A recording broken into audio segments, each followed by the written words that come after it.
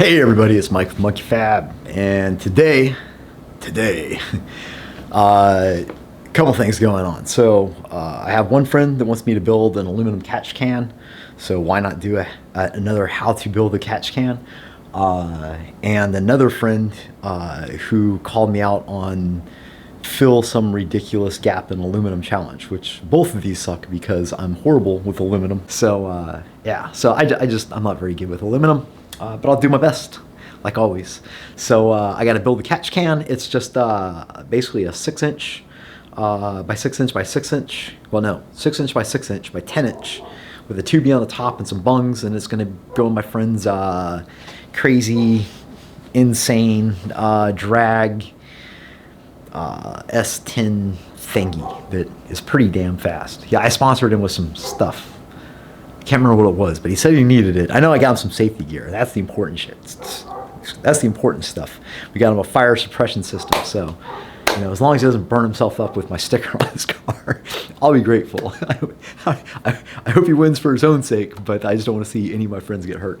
And then Max, I appreciate you throwing my name out there, even though it is quite a challenge for me. I appreciate the bit. I woke up that morning. I sell like these GLS Fab cups, and I have some welding supplies. It's like starter kits and fillers and stuff like that. And I just don't move a whole lot of it, to be quite honest. Maybe a tube or two a month is, you know. I sell Blue Demon stuff, and they're fun they're nice to work with. And yeah, but this morning I woke up maybe a few days ago, and I'm like, hey, I've sold a ton of welding supplies, which is really kind of weird. I mostly sell turbo car stuff, and then I got a text from Max Hemphill over at 5th Street Fab saying, yo dog, I called you out. So I appreciate the business. It gave me a bump in business, and I'll try not to butcher this gap too badly, but I'm just gonna cut a gap in some plates and see if I can figure out how to bridge the gap. It's not gonna be pretty, but yeah, aluminum weld today, boys. So I got to get some aluminum out, lay it out, and I'll show you how to do that. Lay stuff out, and yeah, so I'm just gonna build this in, let's see, 1 2 3 4 plates. So the first plate will be 6 inches by 18 plus. It's actually going to be 24 inches ish, because that's what I got these these aluminum sheets cut to. So we're just going to go bigger. We're going to make the first bin at 6 inches, the second bin at 6 inches. Whatever hangs off, we're just going to go to the shear and boop, whack it off. So we got a nice, you know, even all the way around kind of box. And then we'll cut the top, a back, and a bottom, fit all on this, and put some stuff in there on it so it can just dump. That's all this is like if the engine blows up and it pumps all the oil out through the gaskets, then or the gap through the valve cover. They usually put these big 1.25 inch tubes on the valve covers, and they just have them routed to a dump can. So if things explode, then hopefully all the oil just basically ends up in there, is the thinking behind it, from what I understand. I'm not a big time drag racer, can't afford that kind of stuff. So I like to cut my aluminum.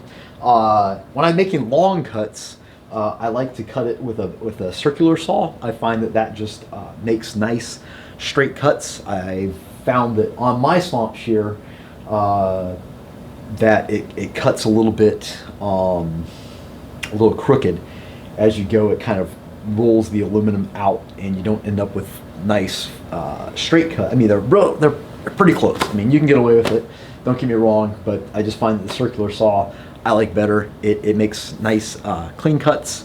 It does make a mess, but I'm gonna show you guys how to set up. So I bought one of these. You can use anything for a fence, but I got this, does it say Swanson? I got this, I think at Home Depot or Lowe's, one of the two. I think it even came with C-clamps, which is kind of nice, although I think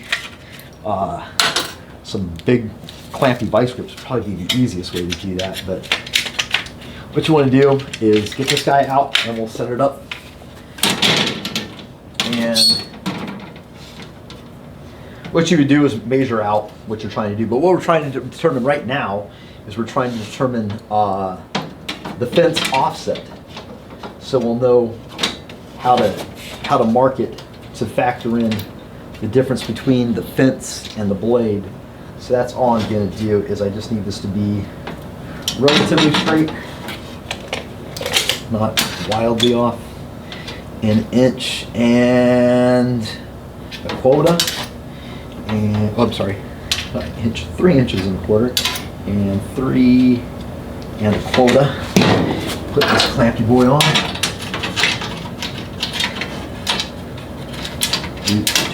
And then we're just going to put it up here and just going to make a nick in it.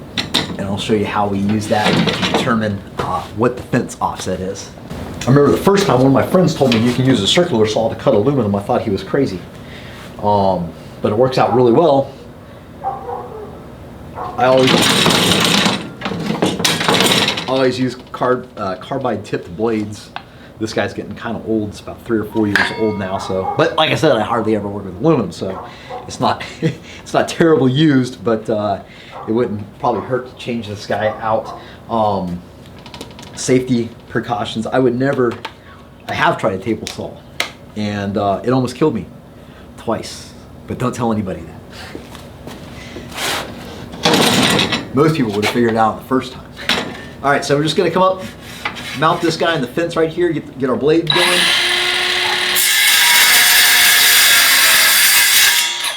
And that's all we need. All right, so the fence is whatever's between this side of the cut and this stop. So that is what we're making up for. So we can just measure that, the difference in the two. So it's like almost a perfect 1 inch. So what we got there is almost a perfect inch.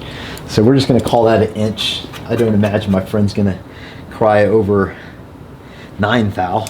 But you also gotta remember, boys and girls, if you're being really specific, what I'm gonna do is put the plate on top. Wow, you're really zoomed in, Mike. Okay, what I'm gonna do is put the plate on top and on the bottom. So this stuff here is, we're gonna use this stuff, and it is, I can't be right, it's gotta be 125, it has to be 125. It's 135, close enough. So basically it's a 1/8 of an inch. So if I was going to, so we'll just say, let's take out that 1/4 of an inch. So we're gonna cut 9 3/4. This is a lot of math for a high school dropout, but we're gonna cut 9 3/4 out of that all the way across, and that will be what we use to bend, and that'll be the main body of our box, and we just gotta make a top, a back, and a bottom. Instead of these little boys.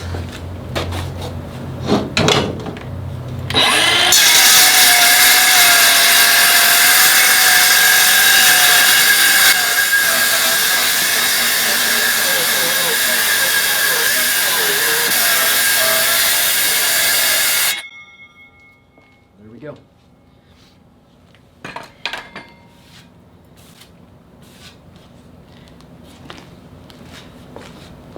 Let's see.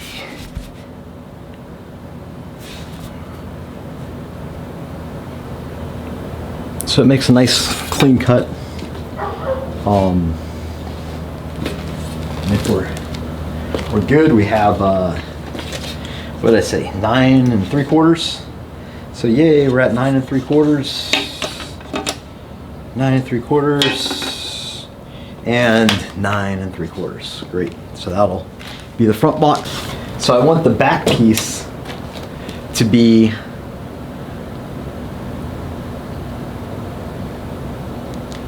a little bit on. So if I bend this guy at 6 and end up at 6 in the back, then I want just maybe an 1/8 of an inch overlap. So we'll set it up so we're the same height. So hopefully we're flush top and bottom, but on the sides it'll be a little like a 1/16 on each side overlap, and then we'll set the tops up to be 6 by 6 by 6 plus that 1/8 on either side, so it fits like a 1/16, you know, overlap all the way around the top and the bottom. So then we just gotta basically lay that stuff out and do that, and yeah.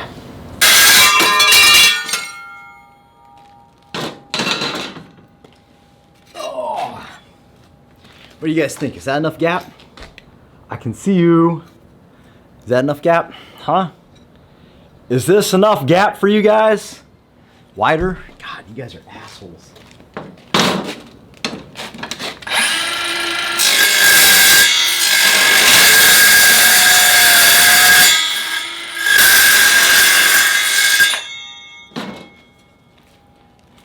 Are you happy now?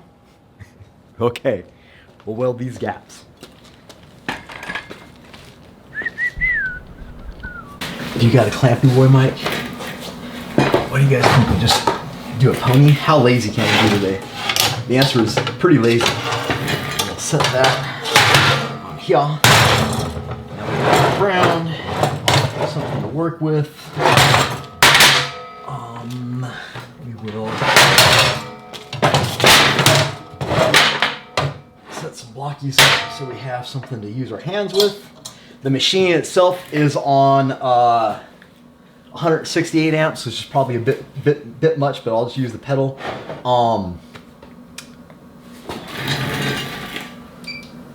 The frequency is 120, and the balance is, we'll go with 68. Let's see how that does.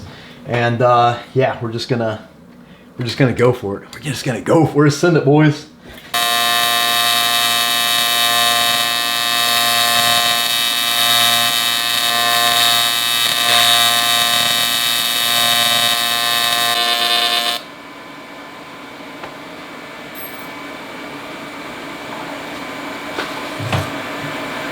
Will it work?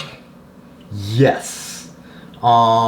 It didn't, as it got kind of crooked over here, you can see where on the low side I didn't get it into the metal. So probably slow down and add a little more filler there. Probably slow down over the whole thing, although it went all the way through. Yeah, so is this a success? I'd say aesthetically it is. I would say structurally, no. I wouldn't send this out the door. I'd throw this in the garbage can, which is where it's going. But that's how you can do it. So just like that, except clamp it all the way down so it's hold nice and flat. Slow down, make sure your aluminum beads are sinking as you go along. But yeah, copper is brilliant. It's a wonderful material. So now back onto catch cans. We need 2 bends, 6 inches. One thing you got to worry about when you're laying this guy out and you're bending is this only has so much space, and it's X amount tall. So it is roughly, that's not going to help you, Mike. So it is probably about 6, maybe 6.5 inches tall. So what happens is when we go to fold it, it's going to hit itself and not want to fold much more, depending on how tall it is, etc. We should be good because of the links. We don't have a lot of depth on it. So let's go ahead and mark this boy out and we'll see what happens. We're gonna make this, you see how the vinyl, it didn't quite cover the whole thing. We're gonna put this edge at the bottom.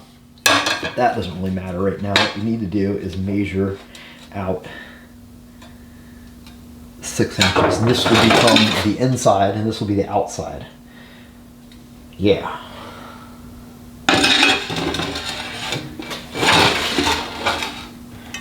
And then what we do is you can put this guy in and line this guy up with that guy to make sure you are square. If this guy has run out left or right, then your bend is going to be crooked, obviously, right?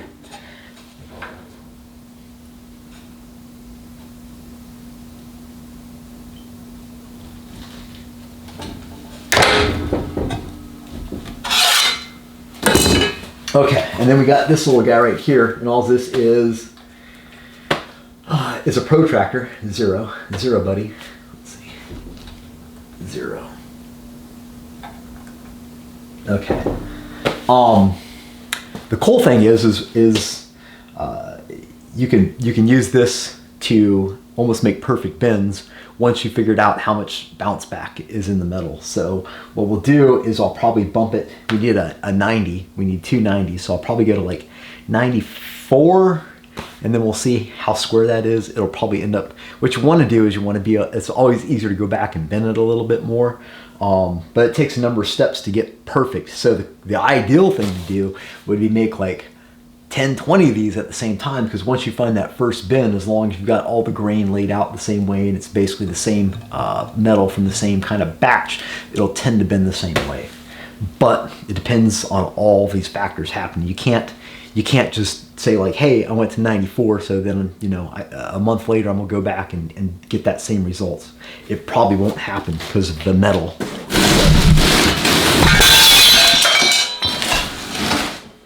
Yeah. It was just the manifold. I've only been working on that thing for like 2 or 3 weeks now. Whatever. So I'll grab my handle here and we'll watch our protractor, and we'll take that bad boy up to 94, 87, 88, 89, 90, 1, 2, 3, 4, 5. Okay. Well, I lied, we went to 95. What I'm gonna do is just do it again on this side. So if there was any kind of weirdness in the flex in here, then hopefully it'll even out. That's what I'm trying to say. Okay.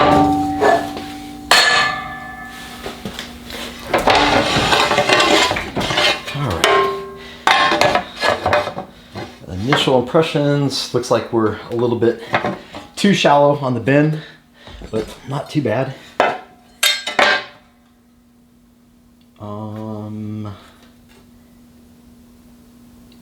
Yes, we need to bend maybe a degree or 2 more. So I'll put this bag back in.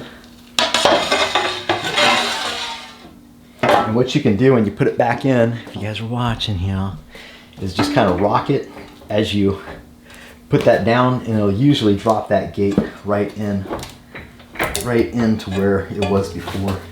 So we're gonna go to 96 since we went to 95 last time. See what that gets us.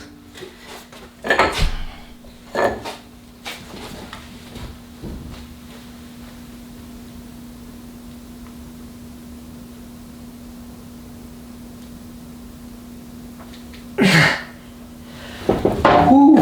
Okay.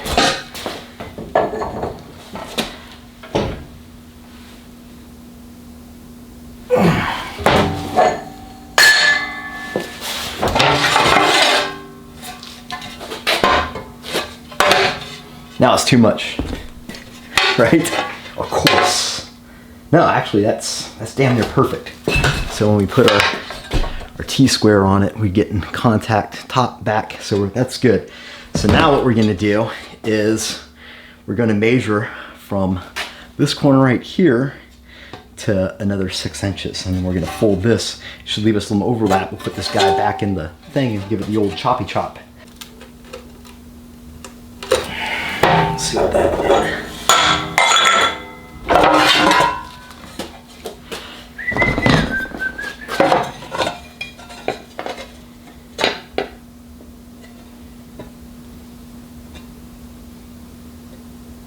That is perfect. You guys see that? So we got a little overlap on all the corners, and yeah, that should work perfect. Once we put the piece in the back, we'll have overlap on that guy too, so that's pretty good. All we gotta do is mark out where we need to cut this. We'll just put this in the stomp shear and whack it until it's perfect with the rest of it, and then we'll be ready. Out is our box. So this is the box. So after all the cutting and bending, this is where we're at. We're probably maybe 2 hours into it. Of course, it's probably takes me an hour just to set up the cameras and videotape and stuff. But that's how we go.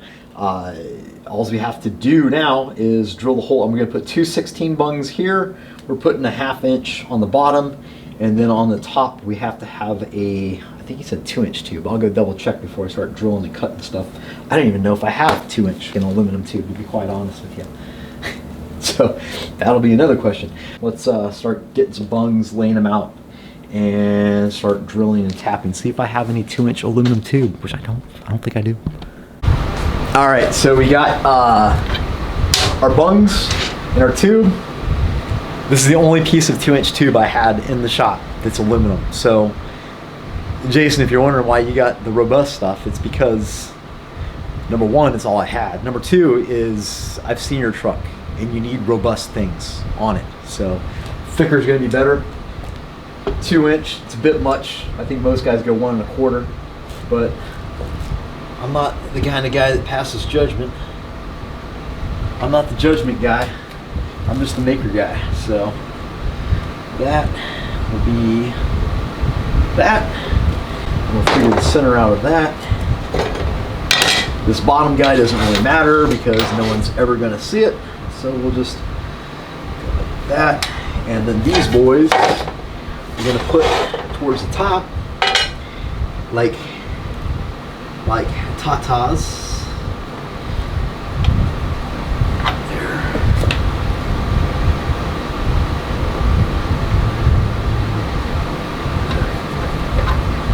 So there, now we got all of our things spotted out. We got a drill. And I'm really excited because I got an automatic hole punch. I've never had an automatic hole punch before. You're like, Mike, everybody's got an automatic hole. Well, I didn't, all right? All right?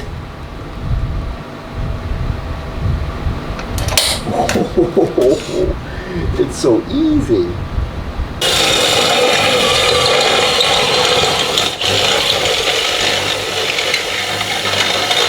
Ow, ow, ow, ow, good God. Oh. Okay, no blood, we're good.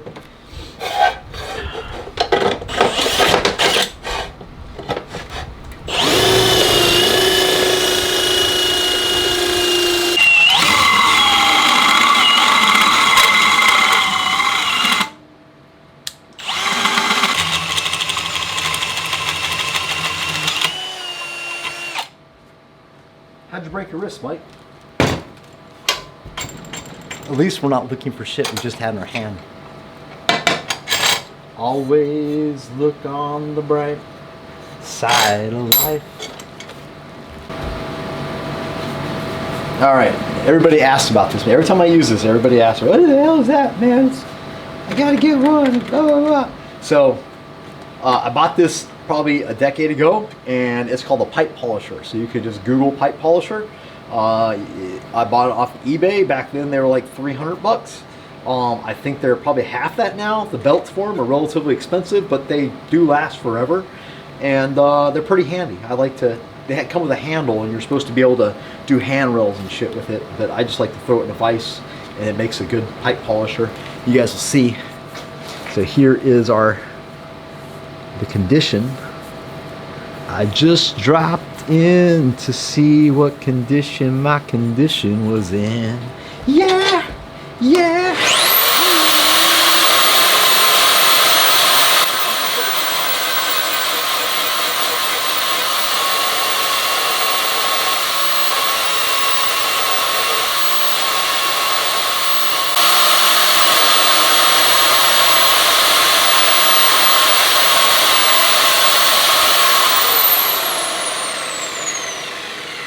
That's why everybody likes it. See, we went from gross to all nice and shiny and clean. It'll oxidize and it'll gray up, but it'll look pretty when we send it off to where it needs to go.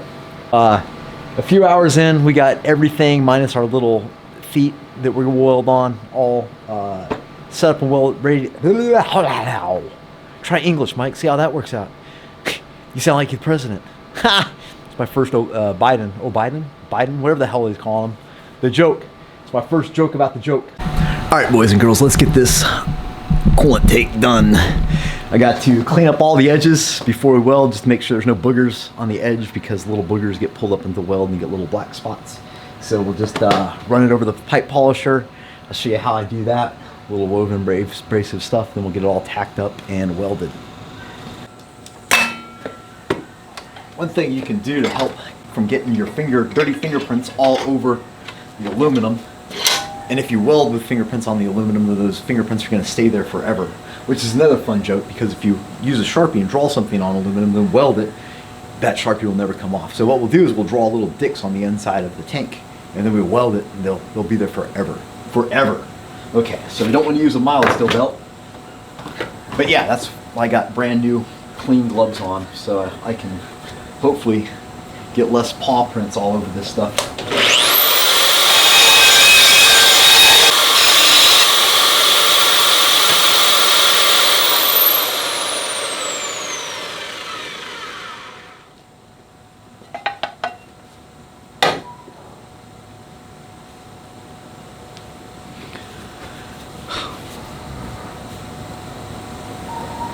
So maybe you can see that, maybe you can't, but it just kind of cleans up the edges on it.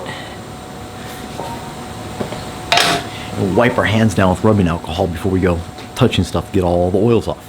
And the battery's dead. You're an idiot, Mike. Alright, so we removed all the vinyl off of these guys, cleaned them down, wiped everything down with denatured alcohol. This is that COVID denatured alcohol. It smells exactly like Everclear. I might pour myself a glass later.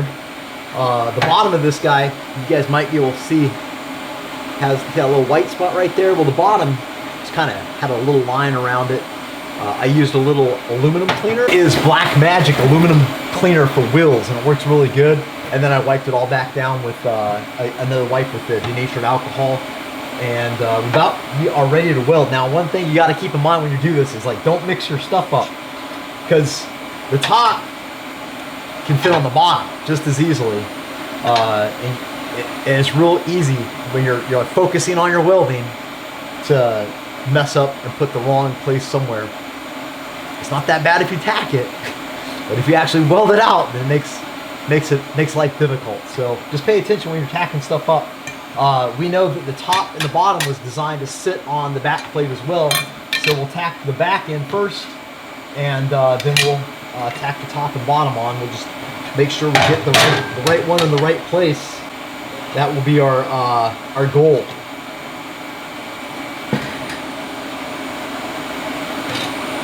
And I don't have any secret screw set up on the welding machine. It's just 70 AC balance, and it's going to have 120 on the frequency, and we're going to be at like 165 amps to start, and we're going to use the pedal as we need to. We'll use 1/16 for these little passes, and then for our bungs we'll use 3/32. And I need a hood, and we can start going.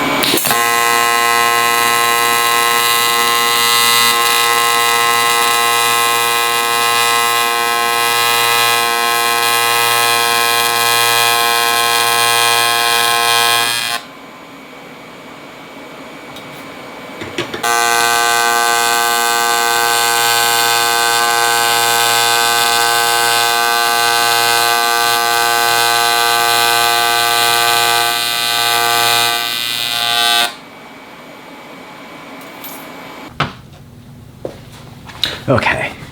All right. Alrighty then. All right. So you guys might have saw it, might not have. I don't know. Depends on how well this is focusing or whatever. But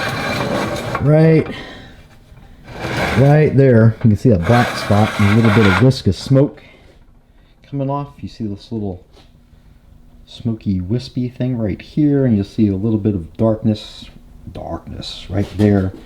And if you barely touch your tungsten with aluminum or whatever, you could save it as long as you don't freak out. Just throttle way back. As soon as you see that black puff and you go, oh God, I messed up, throttle way back. So you're not actually melting, but you don't want to shut off the torch. And then what you want to do is kind of feather back into it and go back a beat or two, and then just start working your way forward. And what you'll likely end up with is just a little whisk of black stuff that just wipes right off. I did it on one, yep, I did it right here on this side too. You can see that little black spot right around here. It's the same thing. Just don't freak out. Back off your pedal and then just go back over it. Now, that's if you barely touch it. If you bury that son of a gun, and you pull out your tungsten, it looks like there's a beehive on the bottom of your tungsten. No, there's no saving that. You just have to stop, fix your tungsten, grind, do whatever you got to do to get back to zero. But yeah, so our little tanky boy is right here. We still got to make a couple of what do you call them?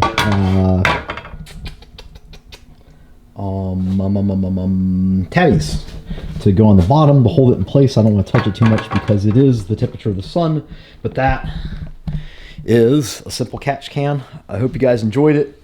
I'm gonna go one more swing at the stupid aluminum gap and see if I can do any better. I'm just gonna same thing, just gonna shim it up a little bit, a 1/16 of an inch, and see if we can go back over it and maybe do a better job. I don't think the last job was like horrible. I would never try to fix a gap that big anyway. If you have to, just cut the aluminum, put it in there, and weld it back in. It's that easy. It's aluminum. But yeah, let's go ahead and give that another shot, and then we'll wrap this video up.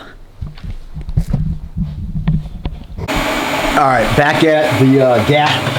This time I shimmed it up a little bit and threw these clamps on to keep it from warping.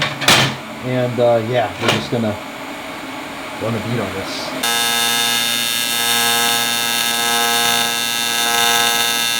Oh no!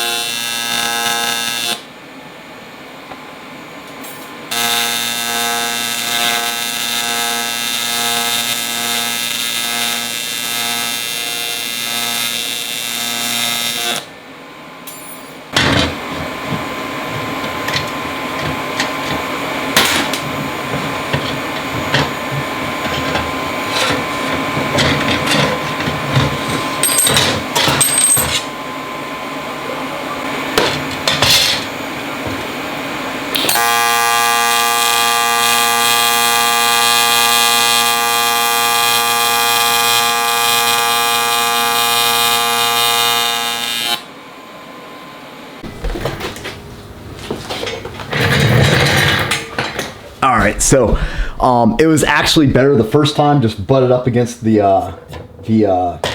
copper and just letting it go, just burning it in there. And where it hit the copper and cooled off was a little bit funny. It did the exact same thing this time, except with the risers, it just kind of made the backside look eey. So I just ran over it. And that cleaned it up. Okay, so I have a postscript for my aluminum gap because I guess it was a challenge, so I get to continue the challenge. So I'm gonna do two. I'm punching up and punching down. I'm gonna punch up to my buddy Hayden over at Meticulous. He has a great channel and is a badass welder, so I'm sure he'll have no problem with this. He'll just be annoyed that I'm calling him out and he has to take time out of his day. But if you're following me because you enjoy welding and fabrication, you should definitely be following Hayden over at Meticulous. I have a t-shirt, but I forgot to wear it today, so I apologize. And my other friend, Grant Tomei, I hope I'm saying that right, at Straight Six Fan. Again, I have a t-shirt. Actually, I don't have the t-shirt, Grant. I hate to tell you this, but I was shearing Bob. Bob kicked. The shears hit me. I got a huge scar, and my t-shirt got butchered, but that's the way it goes sometimes. But Grant is new at welding, so this will be probably quite a bit of a challenge for him. But he's doing cool things, and he's challenging himself, and it's fun to watch somebody growing and learning. So I'm going to challenge you, Grant, to do the TIG gap challenge as well. So if you guys don't, again, follow those guys' channels, you probably should. That's Meticulous and Straight Six Fan. So do that. All right, so that wraps it up for this evening. We'll come back tomorrow and get this stuff. But if you guys will drop by monkeyfabgarage.com, you can get all these little pieces, parts, bungs, the cheapest you're gonna find around. Great quality. I designed most of the stuff myself, and I appreciate all the support I can get. Hopefully this helped you out. If it did, maybe you guys can help me out. But you can help out for sure by liking and subscribing and joining the Monkey Fab Garage Video Network. Is that a thing? I don't know if it's a thing. But thanks. We'll pick up tomorrow. Blah, blah, blah. Yeah. Thanks. We'll pick this up tomorrow. I don't know. I'm out. I'm tired.